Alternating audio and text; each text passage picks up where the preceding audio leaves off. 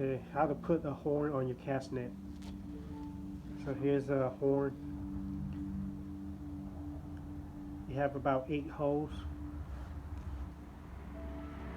and the way these holes work is that let's say you have 40, and you put 10 here, 10 here, 10 here. Just basically spread them out evenly. What you do, you tie your first 10 right here using a twine. Go from this hole to this hole.